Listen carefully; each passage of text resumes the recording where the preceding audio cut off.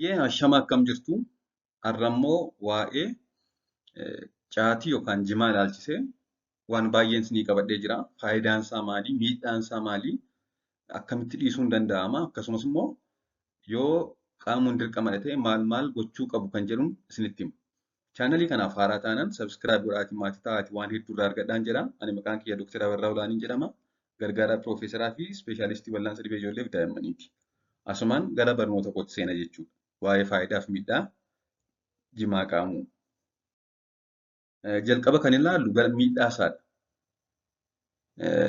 Dhibeewwan fayyaa kan jimaan wal qabatan kan jedhudha.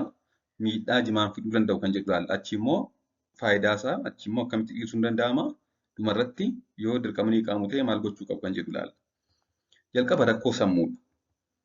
Battala qamaanitti jimaan rakkoo yeroo gabaabaa kan hawaasa biratti fudhatama hin qabne kan akka haasaa baay'isuu, jarjaruu fi kan kana fakkaatu fiduu danda'a.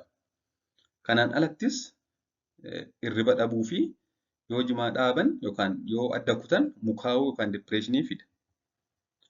Mataa dhukkubbii fi yeroo dheeraa booda immoo hanga sadarkaa sammuu miidhuu hanga sadarkaa maraatuutti nama geessisuu danda'a.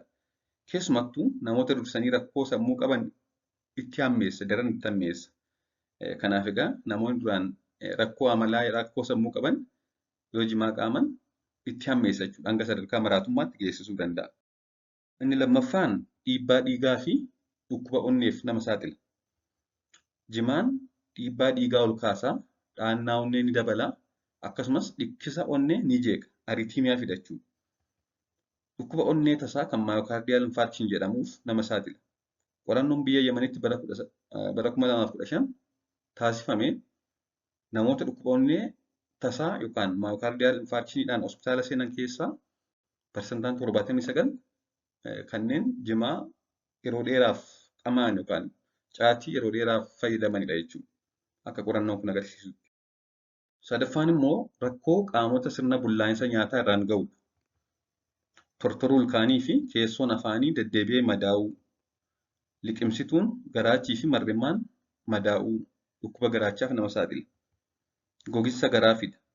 Kun sababa keemikaala taaniinii fi kaateen jedhaman jimaa keessatti argamaniin kan ka'e gogiinsa garaaf nama saaxiluu danda'a. Arfaffaan fedhii nyaataa nama dhabsiisa akkasumas qaamaan huqqachuu yookaan hirrachuu fida. Keemikaalli kaatiyooniin jedhamu kan jimaa keessatti argamu wiirtuu sammuu fedhii nyaataa to'atu. Hojii isaa jeequun fedhii nyaataa nu dhabsiisa. Miirri quufaa akka nutti dhaga'amu taasisa. Jimaa hedduu erga qamaanii booda dhiiga keessatti hormooniin leeptiin jedhamu ni dabala.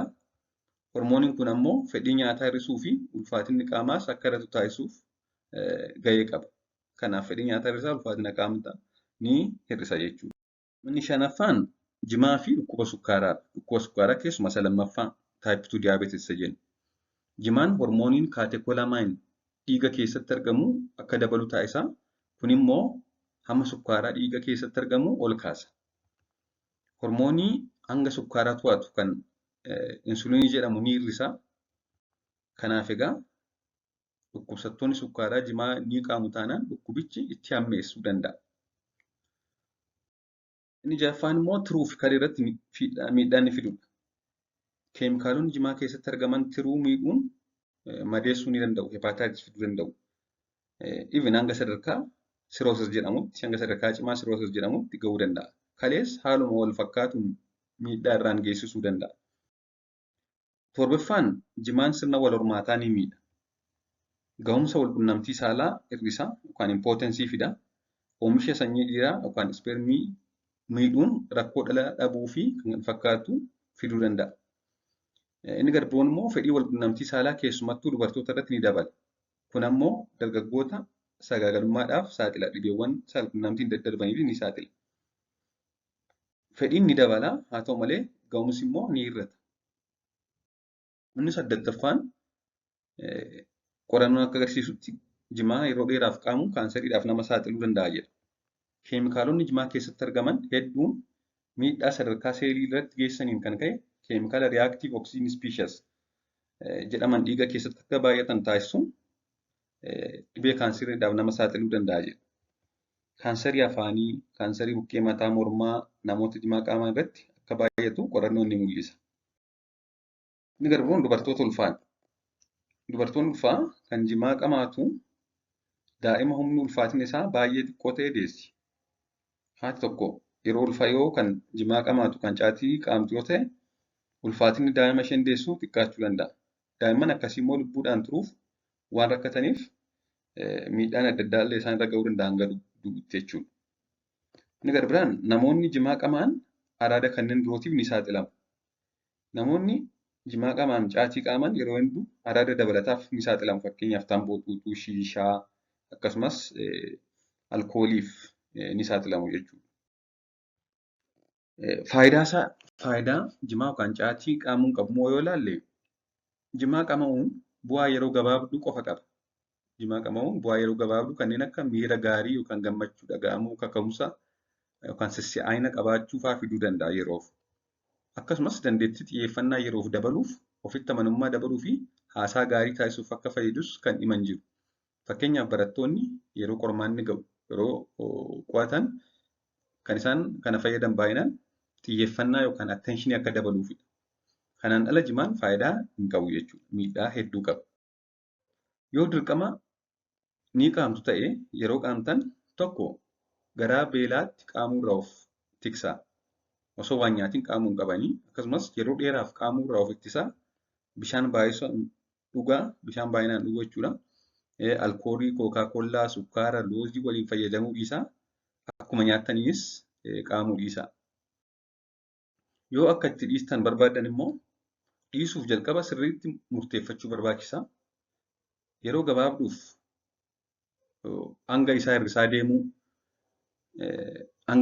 deemuudhaan hanga kaleessa qaamanirra hir'isuu hanga isaa akkasumas isaa gabaabduu qaamuu yeroo yerootti hir'isaa deemuu isaa qaamaa turan akkasumas guyyaa gidduu oolchaa deemuun suuta dhiisuu akkasumas sochii qaamaa yookaan eksersaayisii taasisuu yeroo sa'aatiin qaamuu ga'u yoo sammuun isaan gaafate ta'e namoonni tokko immoo yeroo sa'aatii jimaa qaamuun ga'u ni dadhabuu waa irratti xiyyeeffachuu dadhabuu atteenshinii waaf kennuu dadhabuu yeroo kana yeroo sa'aatiin qaamuu ga'u iddoo isaa mastiikaa bunaa fi akaawwii adda addaa soorachuu akkasumas yoo sammuun immoo xiqqoo dideema gara kanaatti deeme yookaan jeeqame xiqqoo rafuudhaan sa'aatii sana dabarsu.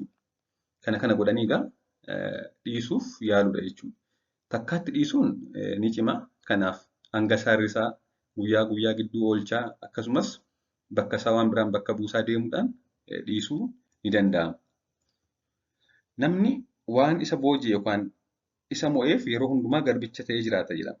Kanaaf egaa yeroo hundaa jimaatti harka kennanii garbicha ta'anii jiraachuun sirrii miti. Galatoomaa turtii gaarii.